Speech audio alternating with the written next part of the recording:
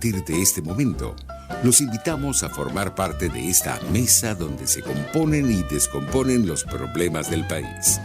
RCR presenta Buen Provecho.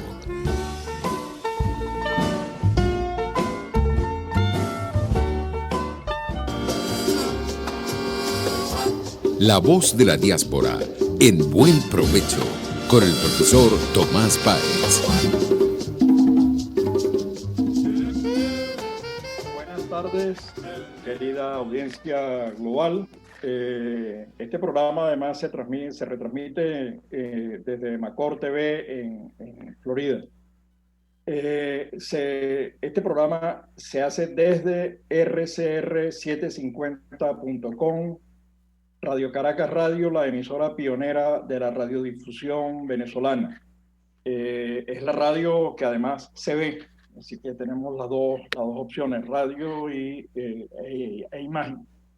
En la dirección de la estación se encuentra Jaime Nestares, en la gerencia de producción Gulit Sarcaya, en la producción Carla Sons, en los controles José Gregorio González y en la conducción quien les habla Tomás Páez. Nos pueden ver y escuchar a través de rcr750.com. En Periscope nos consiguen en rcr750.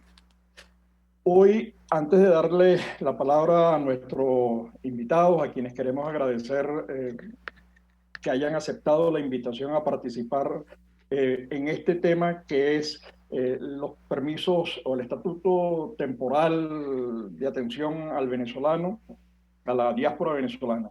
Queríamos tocar tres temas previo al inicio del programa. Uno es el tema del coronavirus que se está disparando en Venezuela de una manera bestial.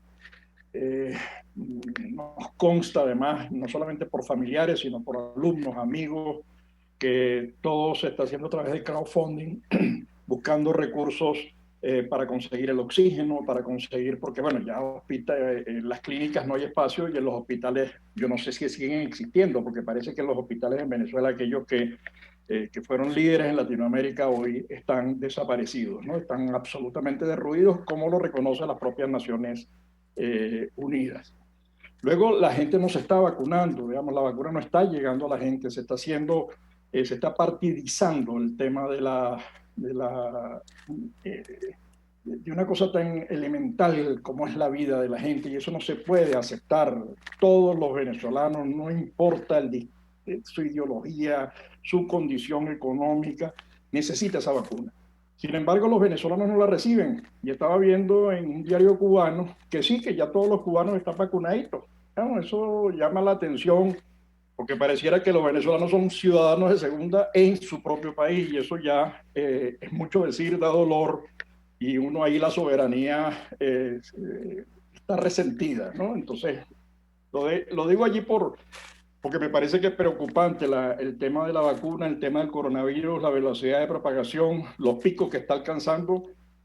Digo de acuerdo a datos oficiales, los extraoficiales deben ser, que son los reales, deben ser mucho más ciertos, ¿no? Digamos, y deben ser mucho más preocupantes.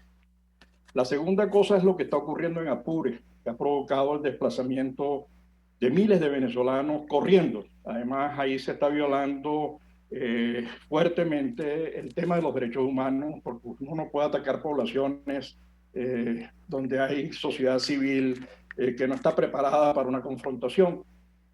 Y me llama la atención la declaración del señor Maduro, que dice que hay unos que no son guerrilleros, que se están disfrazados. Entonces, bueno, si sabe que están disfrazados porque conoce a los otros, ¿no? Entonces, digamos que sabe distinguir entre uno y otro. Y ataques a los disfrazados, no a los verdaderos. Es lo que se entiende, es lo que se deriva, digamos, es lo que yo entendí de esa, digamos, si ataco a quien aparece como disfrazado, como guerrillero disfrazado. Entonces, bueno, lo dejo allí porque de verdad que uno no sabe, para esa argumentación no hay palabras de respuesta, sino pequeño sentido del humor, porque es la única forma de soportar la peor de las pandemias que ha tenido Venezuela, que es la del socialismo del siglo XXI. Pero tenemos con nosotros a dos invitados conocedores del tema que vamos a tratar, que es el el estatuto, el TPS, que es como todo el mundo lo conoce. Tenemos a Luis Velázquez, que es internacionalista, doctor en Comercio y Desarrollo, diplomático de carrera, sido viceministro de Comercio e Industria y además dirige un programa de radio en Atlanta, Georgia. ¿No es, Luis? Después, cualquier cosa, si me equivoco, me corrige, por favor. Y Gustavo Saturno, quien es abogado, además, con una pequeña cosita, summa cum laude en su máster en Derecho Laboral, tan importante porque, bueno, porque vamos a necesitar mucha empresa y mucho empleo y mucho trabajador para reconstruir Venezuela. Es profesor de la Universidad en Panamá y profesor en la universidad, ha sido profesor de la Universidad Católica, autor de, digamos, artículos, libros, etcétera, etcétera.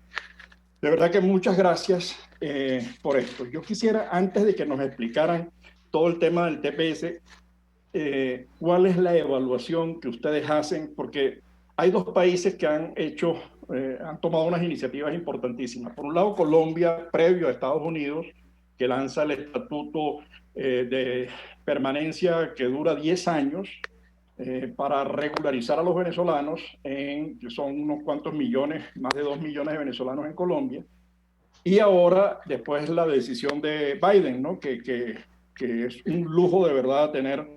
Yo he escuchado, he visto, me han enviado chats donde la gente sencillamente casi que llora de alegría porque eso le da un respiro. Entonces, yo quisiera conocer su impresión, su evaluación de esa decisión política.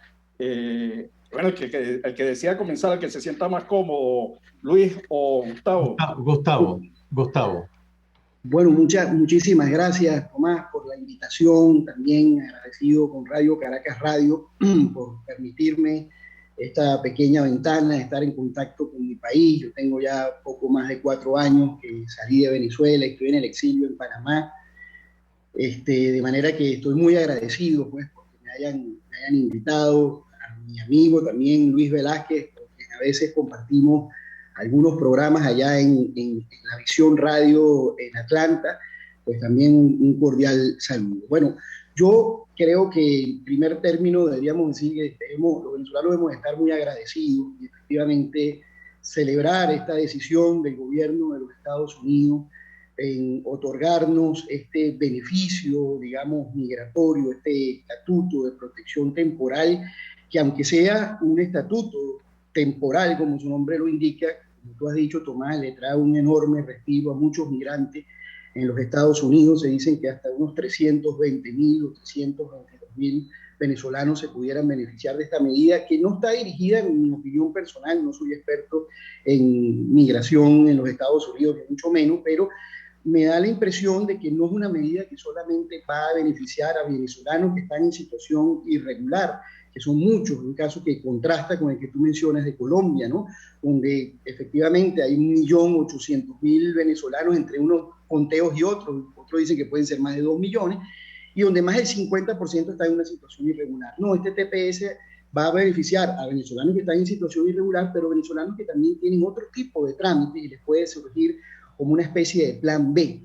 De manera que yo creo que la primera impresión que nosotros los venezolanos tenemos que tener es de agradecimiento ante estos actos de solidaridad, primero por el presidente Iván Duque de Colombia, por su estatuto temporal de protección que funciona de una forma similar, aunque no igual, con sus particularidades y especificidades propias de la legislación colombiana, y este TPS que ahora anuncia el gobierno del presidente Biden. Ojalá que el resto de los gobiernos donde los venezolanos hacemos vida y donde hemos estado migrando imiten estas iniciativas y que ojalá también más adelante puedan tomarse medidas no ya individualmente consideradas, sino ya de forma conjunta. Existe el proceso de Quito, donde ha habido una especie de coordinación internacional para ayudarnos a los migrantes venezolanos en el exterior, pero a veces esas acciones coordinadas pues han ido más lento y se han adelantado algunas acciones particulares, pero que son bien recibidas y que ojalá puedan ser imitadas por el resto de los países de América Latina. Luis. Sí, sí, yo coincido con y primero quisiera darle las gracias a Tomás por esta invitación, a Radio Caracas, por también darnos la oportunidad de transmitir algunas ideas sobre esto y, por supuesto, saludos, Gustavo, amigos de hace muchos años. Sí, yo coincido con eso. Yo creo que uno tiene que ser agradecido porque le va a dar un respiro a esos 320.000 venezolanos que están en una situación irregular. No solamente aquellos que están sin papeles, que es complicado eso en Estados Unidos y en cualquier parte del mundo en todo caso, sino aquellos que ya tienen 5 o 6 años que pidieron el asilo político en Estados Unidos y que no se les ha otorgado todavía. Eso les puede dar un respiro porque mientras el asilo, mientras esa situación, ese trámite va por un lado, el TPS pues es mucho más rápido sin que anule al otro proceso. Sin embargo, hay que recordar que son 18 meses, lo cual eh, trae grandes preocupaciones también. Es decir, la familia venezolana que está acá en esa situación respira por 18 meses, pero cuando se venzan esos 18 meses, eso no está claro qué es lo que va a pasar con ellos efectivamente. Hay que continuar haciendo un trabajo, hay que presionar a nuestro representante en Washington, al embajador Vecchio, para que él continúe presionando para que mejore eso. Fíjense que hay una gran diferencia entre los dos programas, el que se aprobó en Colombia, que fue impactante porque son 10 años, pero hay un detalle muy importante que es que eso, al finalizar, hay un periodo de tránsito a conseguir la residencia definitiva, te abre ese proceso y muy posiblemente, y en algunos casos, la nacionalidad. Y en el caso de Estados Unidos es simplemente un proceso temporal al cual esquemas que han sido aprobados a Salvador, a Honduras, a Nicaragua, por la situación, pero que es simplemente eso, cuando se vence, si el presidente Biden o cualquier presidente que esté en ejercicio eh, no toma cartas en el asunto y tenga interés en renovar ese permiso, pues no lo renueva y los que gozaron durante ese tiempo, pues definitivamente van a quedar en el mismo lugar que quedaron en 18 meses. Si hay una cosa que he aprendido mientras he estado en este país, que aquí se trabaja sobre la base del formulario, me imagino que eso fue, decíamos, me imagino, que fue un acuerdo bilateral de los dos partidos y llegaron a una fórmula de 18 meses con una cantidad de requisitos y ya con posibilidades de renovarlo. Pero ya Salvador pasó por las mismas y en un momento dado no se renovó y los ciudadanos quedaron en problemas. Les repito, hay que agradecer eso, porque son 320.000 personas que van a estar tranquilos por lo menos durante 18 meses. Luis, tú hablas y Gustavo también, tú hablas ahora de 320.000 personas, ¿no? Sí. Los datos indican que hay muchísimos más venezolanos. Yo tengo por estado, de los estados, por ciudad, en el caso de Estados Unidos, la cantidad de irregulares, en condición de irregular, que los números están por allí, pero ahí habría que sumar los solicitantes de asilo, que es otro perfil, y mucha gente de esa que se vio varada por la situación de la pandemia y que ha optado por buscar mecanismos para quedarse, que está buscando cuál es la fórmula. Es decir, que la cifra debe ser un poco mayor, pero en todo caso, las posibilidades de renovación, tú dices que son remotas, porque creo que en El Salvador, en algún momento, de los 400.000 personas, 250.000 que tienen TPS en Estados Unidos, 250.000 son salvadoreñas. A ellos no se les renovó el No, TPS. ellos quedaron como en una situación irregular, ¿no? Lo que pasa es que el TPS depende fundamentalmente de que las condiciones en sus países de origen hayan variado de alguna manera. Y sobre esa base, el gobierno de turno lo renueva o no. y la entrada de Bukele, que le dio una pincelada, porque no se puede decir de otra manera, una pincelada democrática al Salvador, pues cambió un poco la situación, pues, es decir... Esa pincelada se está convirtiendo como en brochazo, ¿no?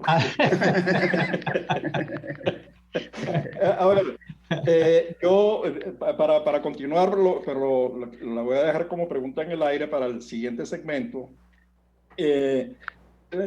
Hay una cosa que me llama a mí la atención, y además yo creo que Latinoamérica está dando un ejemplo enorme, digamos, lo que ha hecho Colombia con los 2 millones de venezolanos, Alemania, que tiene 1 millón de sirios, porque los sirios están 3.700.000 en Turquía y 1.500.000 en Libia, en el Líbano. Entonces, y eso generó un problema político enorme a una economía tan sólida como la alemana y además con 80 millones de habitantes, ¿no? Es decir, que 1 millón de sirios es una tontería, pues un porcentaje muy pequeño. En el caso de Colombia es 40 millones de habitantes, una economía mucho menos sólida que la alemana, pero 2 millones de venezolanos muy bien acogidos. Entonces, nos dice, el haber acogido a esos 2 millones, haberle abierto esas compuertas, tiene que ver mucho con todas esas organizaciones, desde el canciller que murió, falleció, Holmes Trujillo, pasando por Kruger en migraciones, Felipe Muñoz, que ahorita está en el BID, haciendo un trabajo precioso, pero además entendiendo que la diáspora es un elemento de desarrollo. Si a diferencia de otros países, el liderazgo colombiano dio una muestra muy clara de que le importaba para el desarrollo la diáspora y que la mejor manera era integrándola y que la mejor manera de combatir las industrias diaspóricas ilícitas, esa es la de trata de blancas, eso que está ocurriendo con Trinidad, esas relaciones y esos negociados entre fuerzas venezolanas y trinitarias que llevan a la explotación de niños, mujeres, etcétera, o el tema de la droga. Eso, la regularización impide, evita o lucha, no favorecen en última instancia el desarrollo de esas industrias diaspóricas, ¿no? Y eso ocurre también en Estados Unidos, porque Estados Unidos con México ha tenido una frontera muy grande, bueno, tiene una frontera muy grande, pero ha tenido una relación.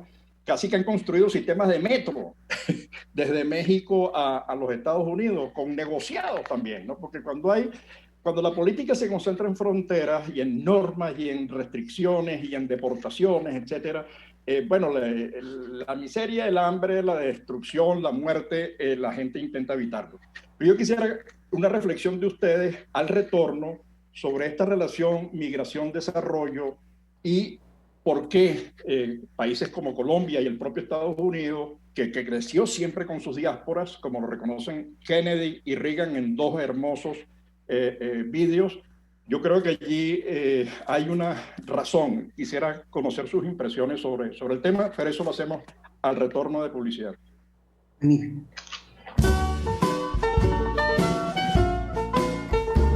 Los grandes temas se debaten en la mesa. Buen provecho por RCR 750, la radio que se ve. Y síganos en Twitter en @RCR750.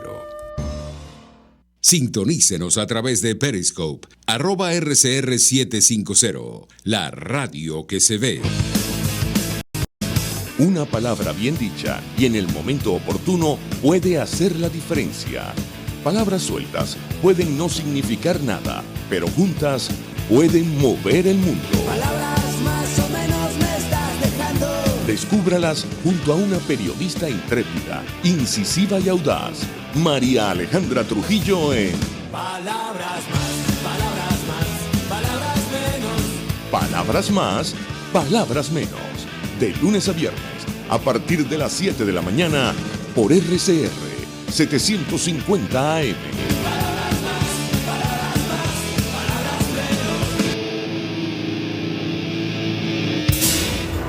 En este espacio nos encargaremos de llegar al conocimiento mediante la observación de la posición de los astros y las características comunes de muchas personas con fechas de nacimiento. Esa energía también nos involucra a cada uno de los signos. Guía astrológica.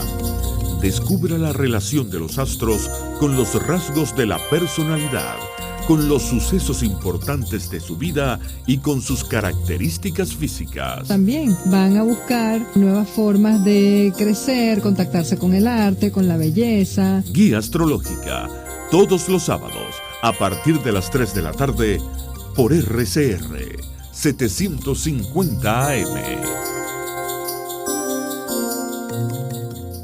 Amigos, nace un nuevo concepto de farmacia en Venezuela. Farmacia CVS y más. Todo lo demás. En Farmacia CVS, en español CVS, lo consigues todo en un solo lugar. Salud, belleza, hogar y comida. Un nuevo concepto en todo para un nuevo concepto de vida. Farmacia CVS y más está en el CCCT nivel C1, frente a Beco y al lado del Banco Mercantil. En Instagram, FarmaCVS. Farmacia CVS y más. Todo lo demás. RCR 750 AM, porque lo bueno une.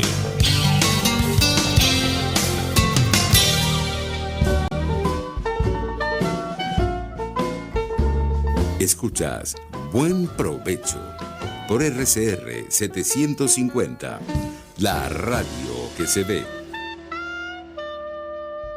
Ya de regreso a nuestro segundo segmento del programa, habíamos dejado una pregunta en el aire a nuestros invitados, quienes son Luis Velázquez, internacionalista con maestría en comercio y desarrollo global, Gustavo Saturno, quien es abogado, profesor, máster en lo que es el derecho laboral.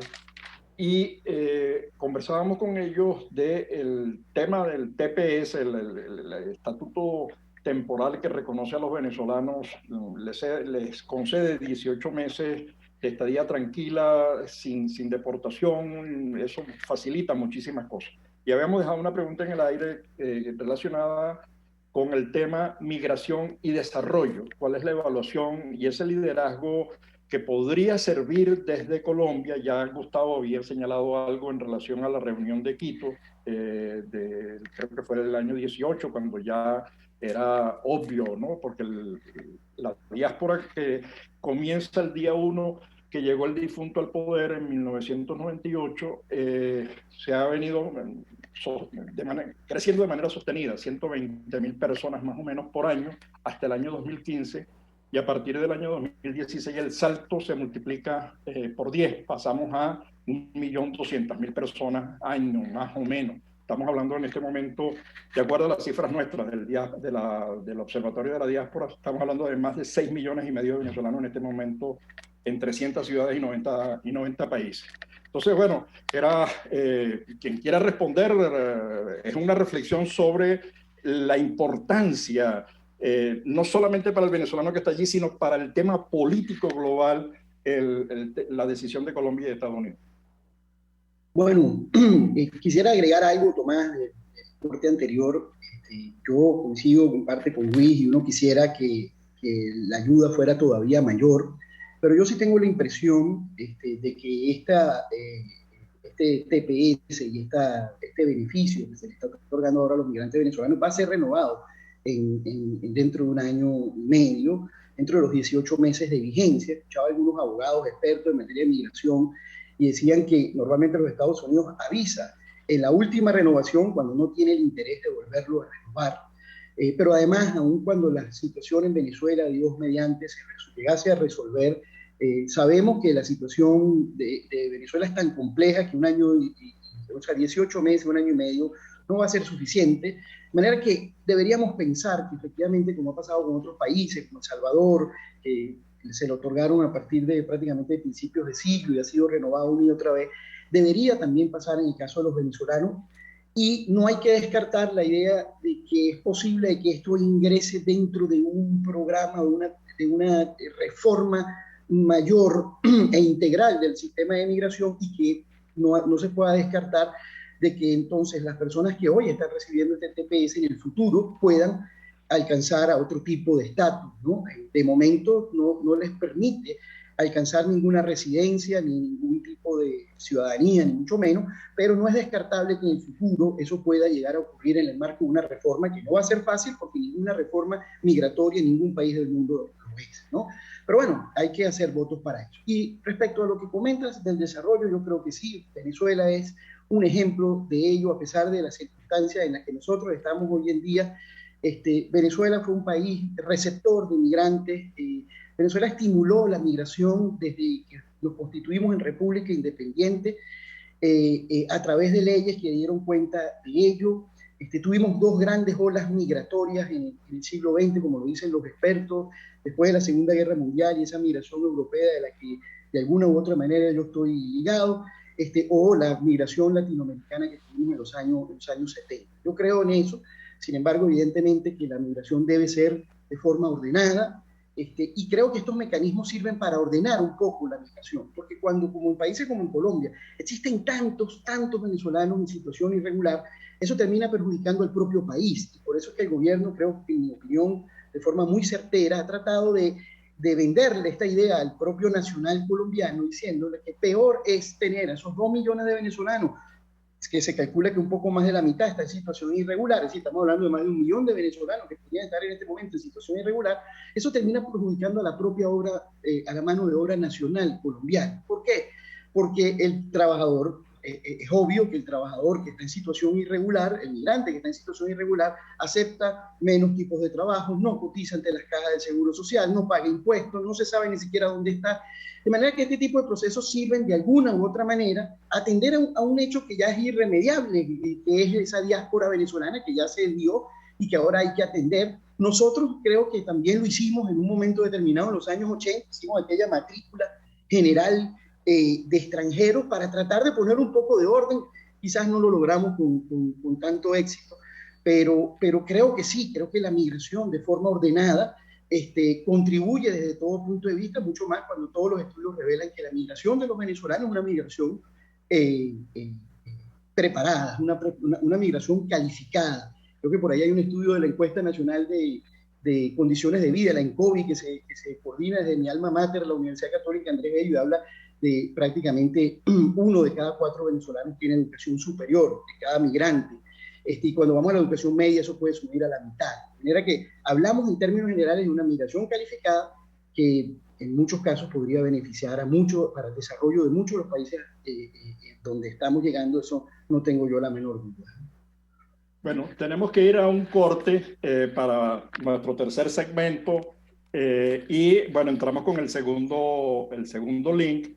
Entonces, le vamos a dar la palabra para que vaya argumentando y vaya pensando. Luis, le estamos dando ventaja, pero yo sí quisiera después decir algunas cosas sobre el tema del perfil del migrante, porque lo tenemos levantado en el estudio de la diáspora y le hemos hecho un seguimiento. Bueno, pero en todo caso, eso lo vamos a seguir dialogando a lo largo del programa. Nos vamos entonces a corte y ya regresamos con el tercer segmento de nuestro programa. Okay. Análisis, opinión, entretenimiento y mucho más. Escuchas Buen Provecho por RCR 750, la radio que se ve. Puedes seguirnos en nuestras redes sociales. En Twitter, @RCR750, la radio que se ve. Ecuatorianos y ecuatorianas. El Consejo Nacional Electoral de la República del Ecuador convoca a la segunda vuelta electoral de las elecciones generales 2021, a celebrarse este domingo 11 de abril en el horario de 9 a 19 horas. En Caracas, en el Colegio Don Bosco de Altamira, y en Valencia, en el Hotel Executive Suites, antiguo Hotel Embassy. Urbanización El Viñedo, Calle de los Cafés. Acuda a votar con el original de su pasaporte o cédula ecuatoriana, aunque se encuentren vencidos. Deberá respetar las medidas de bioseguridad dispuestas por autoridades locales y los protocolos determinados por el Consejo Nacional Electoral del Ecuador. Para trasladarse, utilizar siempre cubreboca y guantes. Para votar, acuda con su propio bolígrafo y sin acompañantes, salvo necesidad justificada en casos de vulnerabilidad. Se le informa a la comunidad ecuatoriana que las oficinas consulares en el exterior exterior no tienen la facultad de entregar certificados de presentación. Si usted no está empadronado para votar en Venezuela, no es necesario que acuda al centro de votación. Si está empadronado en el exterior y no vota en las elecciones generales 2021, no debe pagar multa, puesto que el voto es facultativo para las y los ecuatorianos que habitan en el exterior. Ecuador unido en democracia. Si quieres aprender a cocinar con placer todo en panadería y postres saludables, te recomiendo en Instagram Chef Male, todo low carb, keto y gluten free. Chef Male, con sus talleres online, te ofrece las técnicas de panadería cetogénica y baja en carbohidratos, ideales para cualquier persona en el mundo entero y siempre con un mensaje de amor y salud. Chef Male, horneando amor y salud en un solo clic. RCR 750 AM, porque lo bueno une.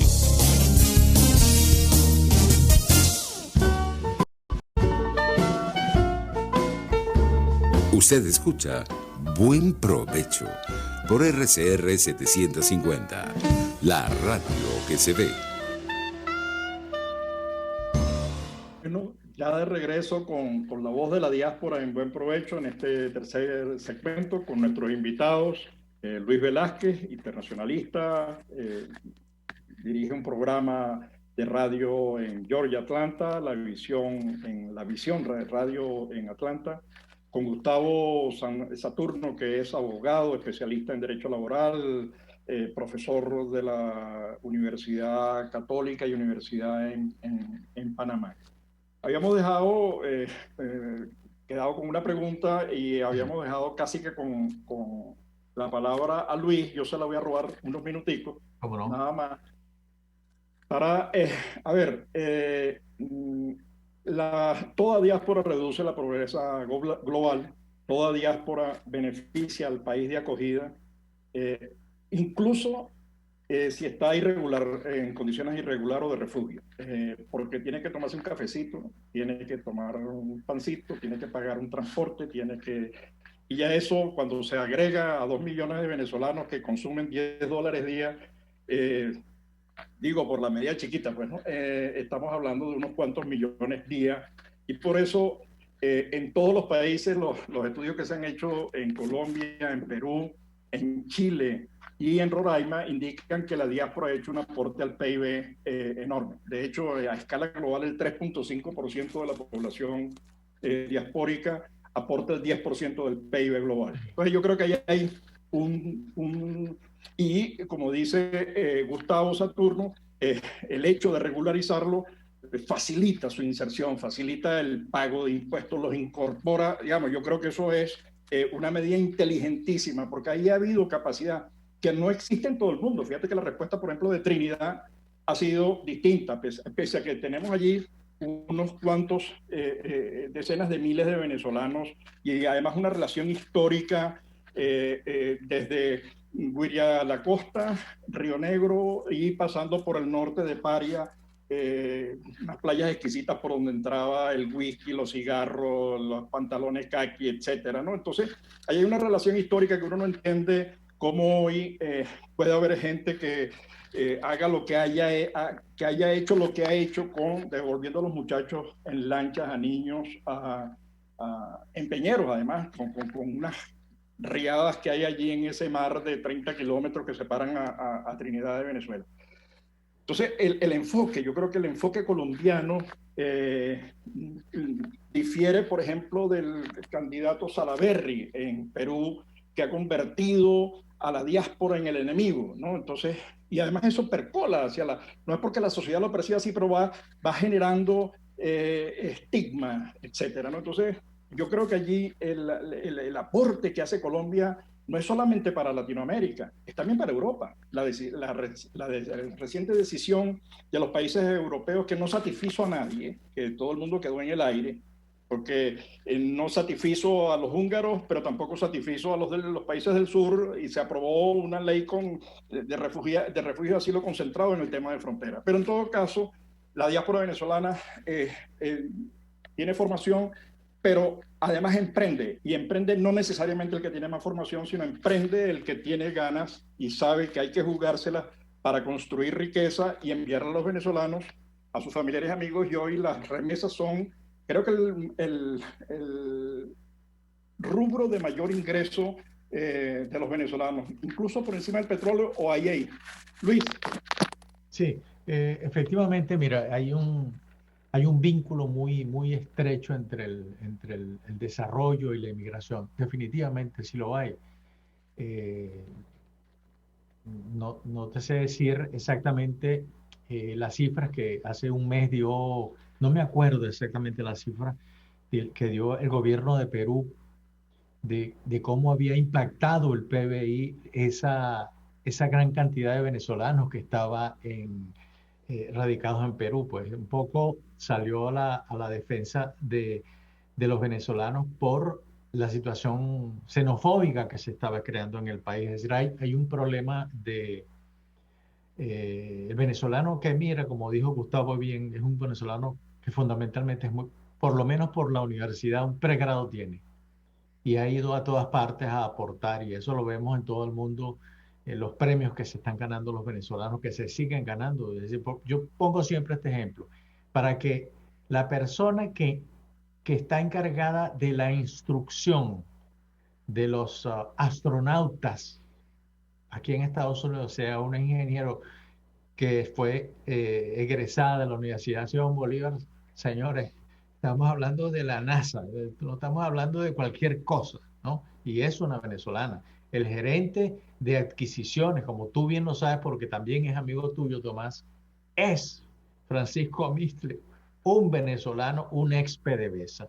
Es decir, estamos hablando de otras cosas, pues, pero efectivamente en el caso de Trinidad y Tobago, esa es una sociedad un poco complicada cuando uno se pone a ir a los detalles. Es una sociedad que está compuesta no solamente por los habitantes originarios, sino por una gran inmigración de asiáticos, fundamentalmente de hindúes, y eso ha creado un problema entre ellos mismos.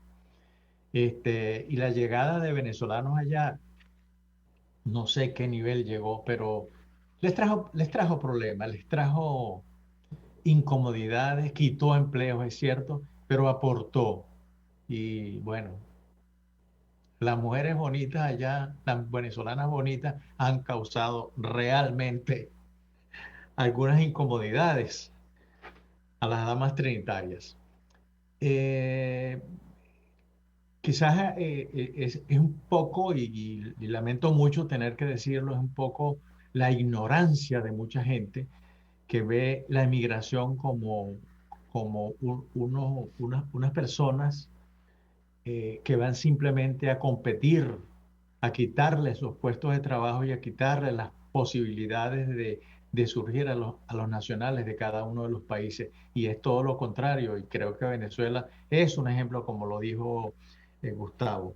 El caso de Perú es lamentable, son 18 candidatos, y todos los 18 candidatos que el 11 de abril van a pelearse a la presidencia de la República, sus plataformas políticas están basadas en la xenofobia, en el rechazo hacia la inmigración. Fíjate, gran parte de los médicos que hoy día están en Perú, en la selva, en la Amazonia, que ellos llaman, son médicos venezolanos, porque el médico peruano no quiere ir para la selva. En cambio, el médico venezolano se ha querido ir por muchas razones, entre otras cosas, porque fue lo que le salió y se fue gustoso a ejercer su profesión. El aporte que hemos dado, por ejemplo, en países como Argentina, en países como Chile, que son un ejemplo. En el caso de Ecuador, que hay tanto disturbio, pero siguen el mismo ejemplo de Perú. Pero fíjate, Luis, ahí, y para que siga después también Saturno, por favor, Gustavo,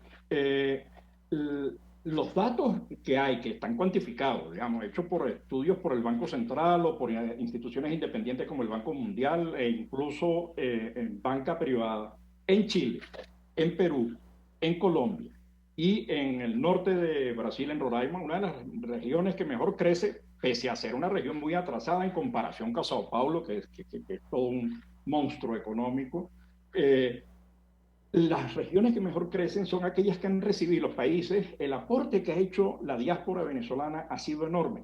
Y no es solamente el tema académico, que sí, desde ya. En el primer estudio nuestro, en el 95, en el año 2015, el 90% de las personas tenían grado universitario y un porcentaje elevado, 12-13%, si la memoria no me falla, tenía grado posgrado, maestría, cualquier diploma y postdoctorado, ¿no? Pero quedarse allí es perder parte de la película, que es la gente que va con capacidad. Los ingenieros de petróleo de Venezuela, que están ahorita en Calgary dirigiendo universidades o centros de investigación, o en España empresas o montando plantas, son la experiencia de esos señores de 10, 15 años equivale a 4 o 5 PhD completos, ¿no? Sí.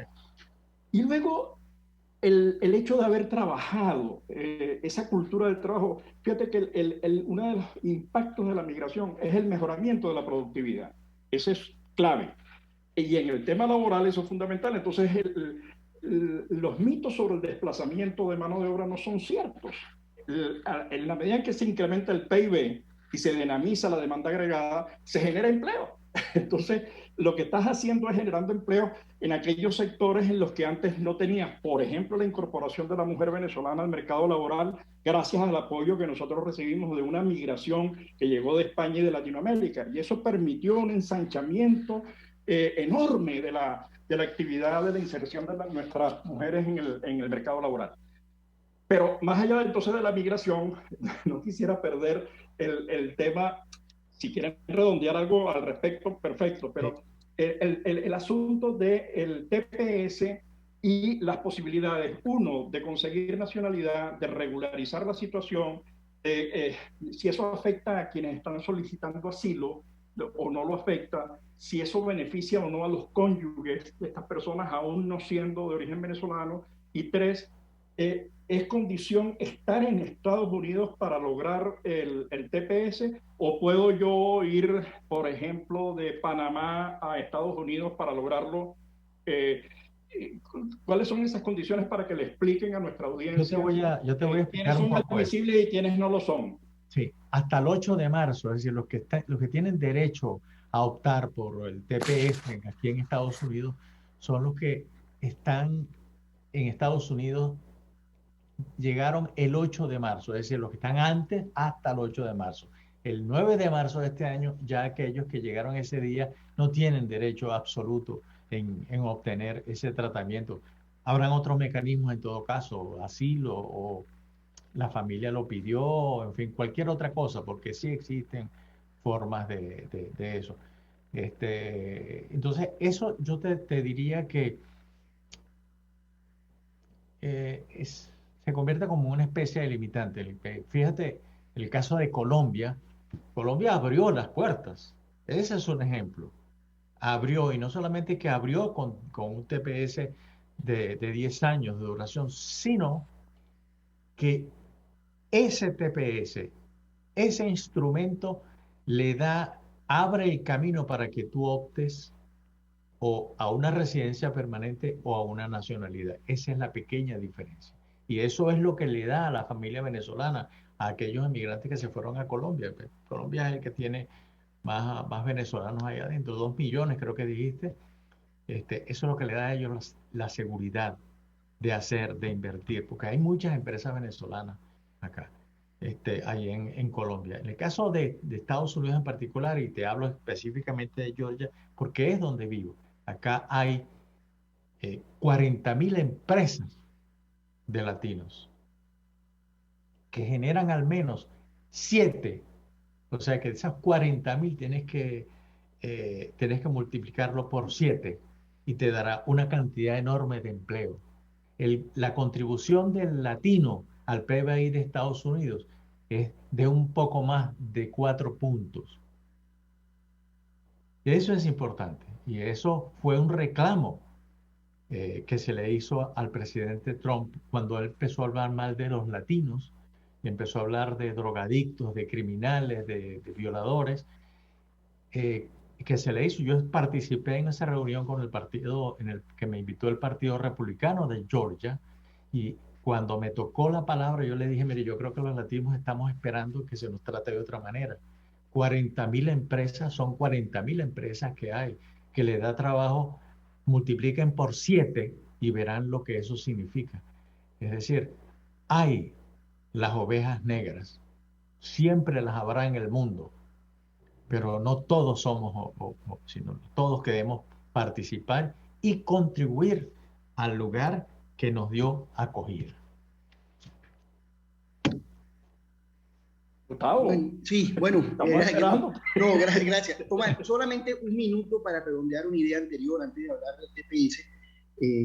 Yo coincido contigo en el tema de la migración. Creo que no tenemos cultura hacia la migración. Se nos ha puesto la migración siempre como algo negativo, y ahora en esta especie de neopopulismo que se empieza a ver en el mundo, entonces hay muchos políticos que tratan de pescar en río revuelto, a veces con resultados tangibles para ellos desde el punto de vista de la votación, y empiezan a culpar a la migración de problemas que no son propiamente única o exclusivamente de la migración, sino son problemas internos del país que lo tengan.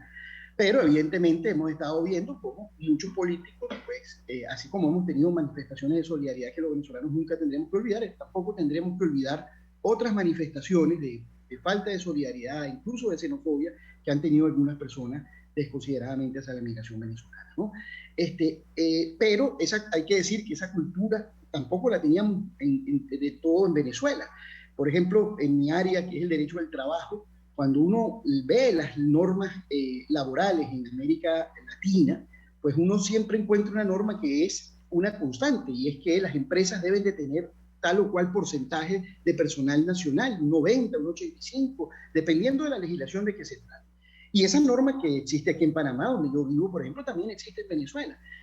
Los colombianos, por cierto, fueron los primeros en América Latina en eliminar ese tipo de restricciones, pero siempre hemos visto la migración como eso, como el que el extranjero viene a quitarme el puesto de trabajo, viene a competir conmigo, y no hemos podido ver y apreciar las bondades que tú perfectamente, en tu observatorio, que estoy seguro manejas mejor la cifra que cualquiera, tiene efectivamente esa migración. Yo sí creo que los países debemos, y los venezolanos tuvimos en eso una lección, la migración debe ser ordenada, el país hay que procurar no perder el control de lo que sucede, y precisamente estos mecanismos de protección temporal o estatutos de protección temporal, dependiendo del país de que se trate, estatus de razones humanitarias, crisol de raza, como lo llegaron a llamar aquí en Panamá, son necesarios para buscar esa regularización de los extranjeros. Ahora, sobre el tema del TPS, ¿a quién le corresponde? Bueno, como bien decía Luis,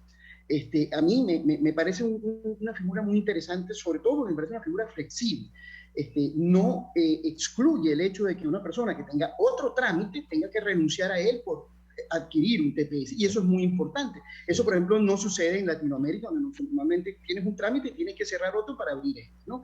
Entonces, este trámite no te lleva per se para una nacionalidad o no te lleva a una residencia, pero evidentemente te permite tomar oxígeno, tener plan B para optar a otro tipo de, en el caso que corresponda, otro tipo de venezolanos, personas que puedan probar la nacionalidad venezolana antes y durante el 9 de marzo. Antes del 9 de marzo, ser nacional venezolano. Y además he escuchado a unos abogados decir algo muy interesante.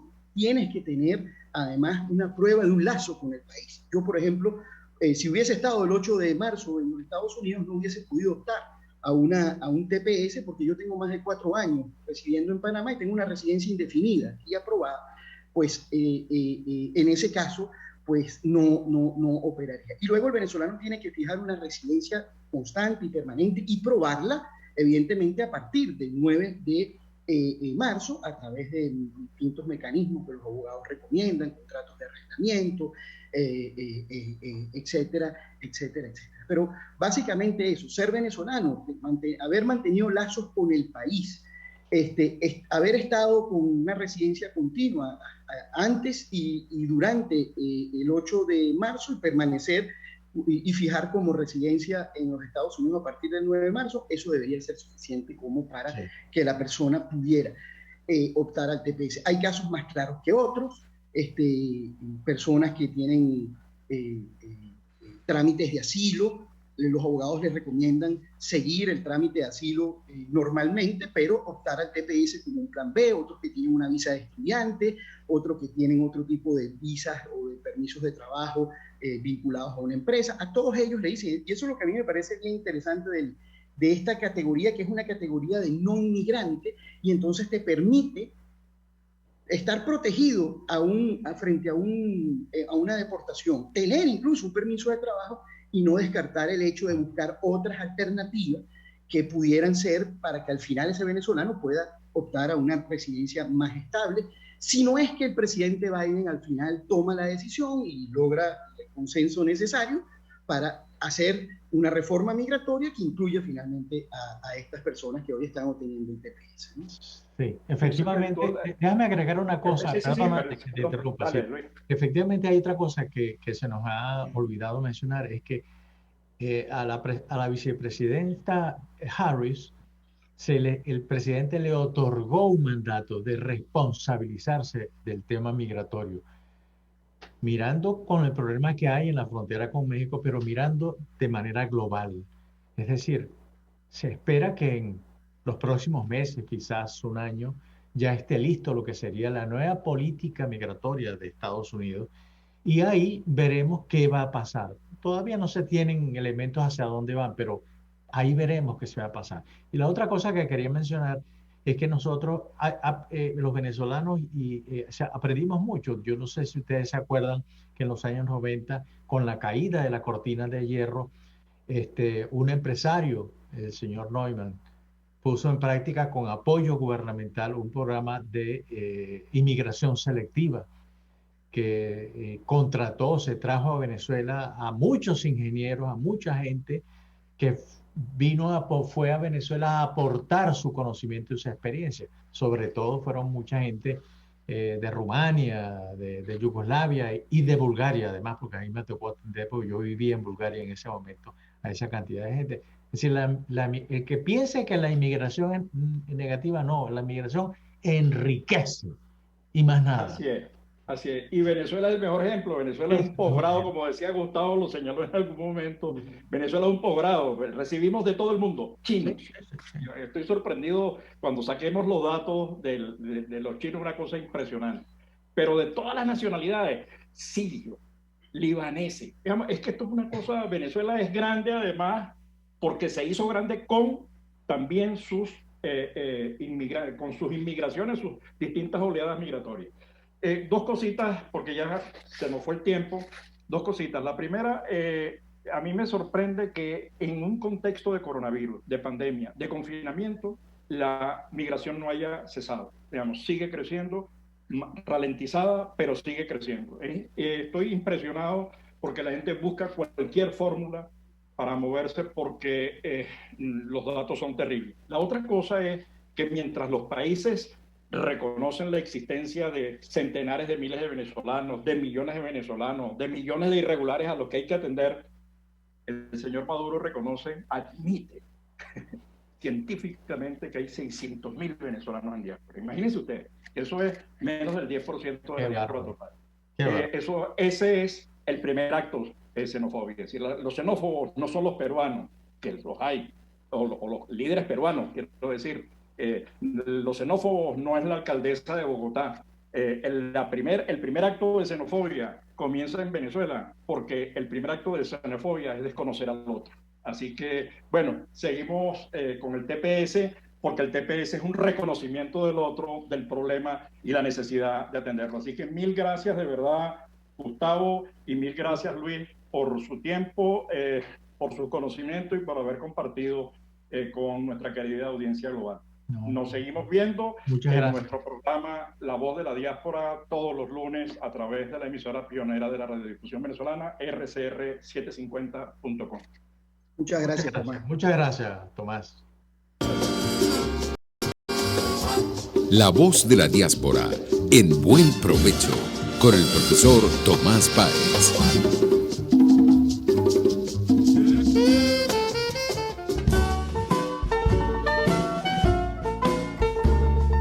RCR presentó Buen Provecho.